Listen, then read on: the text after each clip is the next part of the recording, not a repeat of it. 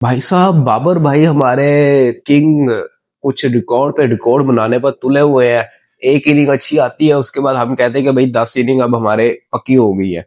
Duck के भी record मान रहे हैं भाई। सबसे ज्यादा डक जो T20 में है ना, वो बाबर के भी 10 आ गए हैं। मुकाबला कर रहे हैं शाहिद अफरीदी, उमर अकमल, कामरान अकमल, पता नहीं किन किन का मुकाबले में आ गए भाई। साइम साहब के 10 डक के T20 में।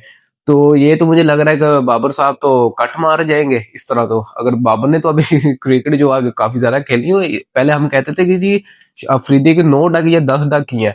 उमर अकमल, कामरान अकमल को कहते थे, अहमद शहजाद को भी कहते थे कि भाई ये तो इनके डक ही इतने ज्यादा है। वो तो चलो उनके वो रिटायर हो गए, उधर ब्रेक लग गई उनकी 9-10 पर।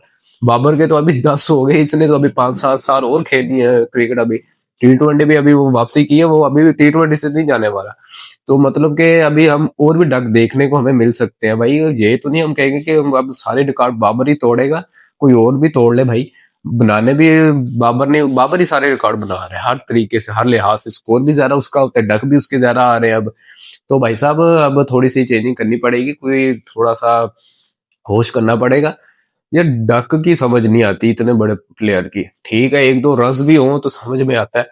अब हम श्रीलंका से मैच हारे हैं, लेकिन उसमें अगर बाबर थोड़ा सा 10-15 रन की इनिंग भी दे जाता ना, तो शायद कोई हो सकता था रिजल्ट कि हम जीत जाते।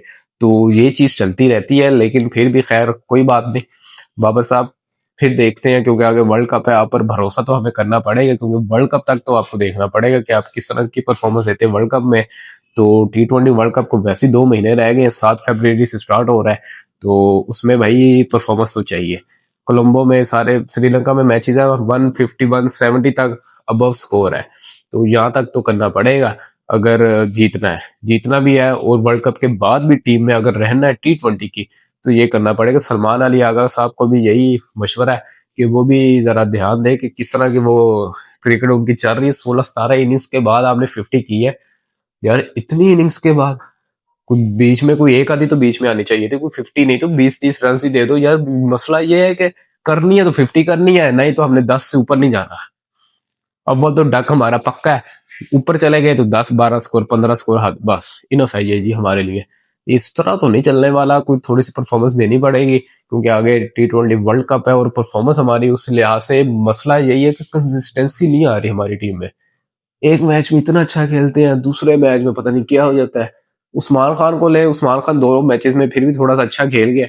ठीक है, वो उस तरह का रन रेट नहीं था, लेकिन फिर भी हम यही कहेंगे कि भाई मिडल ऑर्डर में आकर थोड़ी सी इनिंग खेल रहा है तो सही है भाई। वो मोहम्मद हारिस से तो फिर सही खेल रहा है। वो उसने जो किया है, उसने हर मैच में उसका डक था।